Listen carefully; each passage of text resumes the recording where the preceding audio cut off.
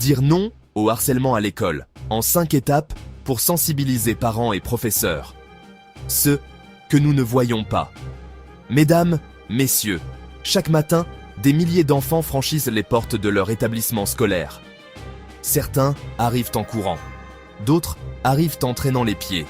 Certains entrent avec un cartable, d'autres entrent avec un poids invisible. Un poids que nous ne voyons pas toujours. Un sourire forcé, un mal de ventre répété, une chute soudaine des notes, une fatigue inhabituelle, un silence nouveau. Et parfois, nous pensons, c'est l'adolescence. Ça va passer. Il doit apprendre à se défendre. Mais si ce mal-être n'était pas une phase? Et si, derrière ce changement, se cachait le harcèlement? Le harcèlement scolaire ne commence pas toujours par des coups. Il commence souvent par des mots, des regards, des exclusions, des rires, et il grandit dans le silence. Aujourd'hui, je ne suis pas ici pour désigner des coupables, je suis ici pour parler de responsabilité collective. Parce que face au harcèlement, aucun enfant ne devrait se sentir seul, et aucun adulte ne devrait se sentir impuissant.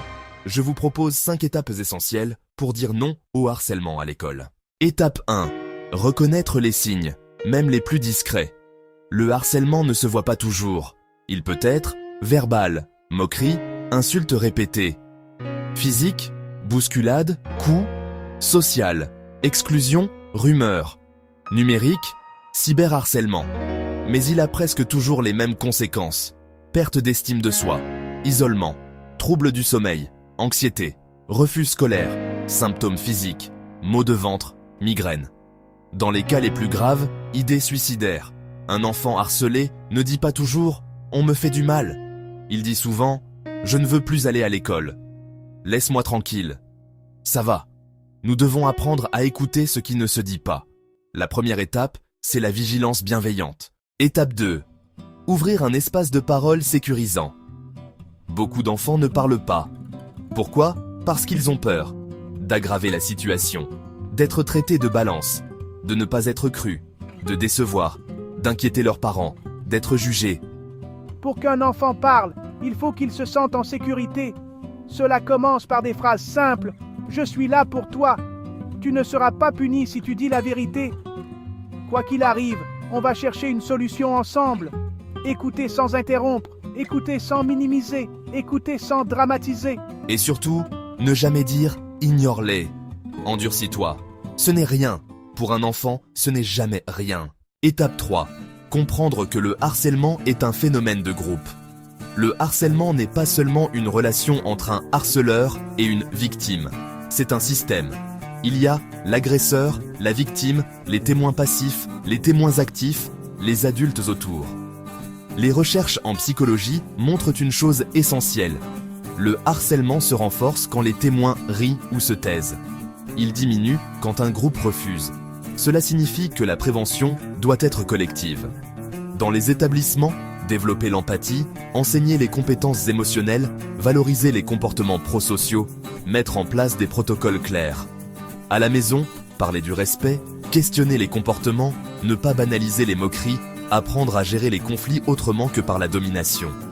Il ne suffit pas de punir, il faut transformer la culture. Étape 4. Agir avec cohérence et rapidité. Lorsqu'un cas est signalé, la rapidité de la réaction est essentielle. Un enfant qui parle prend un risque énorme. Si rien ne change, il apprend une leçon terrible. Parler ne sert à rien. Agir, cela signifie enquêter sérieusement, protéger immédiatement la victime, accompagner le harceleur, car sanctionner sans éduquer ne suffit pas. Informer les familles, suivre l'évolution dans le temps. Le harceleur n'est pas un monstre. C'est un jeune qui a besoin d'un cadre ferme et éducatif. Mais la priorité reste la sécurité et la reconstruction de la victime. Chaque adulte doit savoir quoi faire. L'improvisation aggrave les situations. La cohérence entre école et famille est un facteur clé. Étape 5. Construire une culture du respect. La lutte contre le harcèlement ne se limite pas à éteindre des incendies. Elle consiste à construire un climat scolaire où le harcèlement a moins d'espace pour exister. Cela passe par des projets collectifs, la valorisation des différences, l'éducation à l'empathie, l'apprentissage de la gestion des émotions, l'exemplarité des adultes. Les enfants observent. Ils observent comment nous parlons d'autrui, comment nous gérons les conflits, comment nous réagissons face à l'injustice. Le respect ne s'enseigne pas seulement. Il se montre.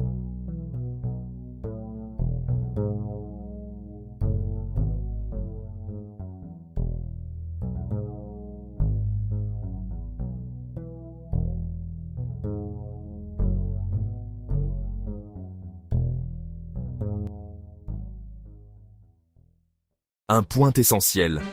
La responsabilité partagée. Parents et enseignants ne sont pas adversaires.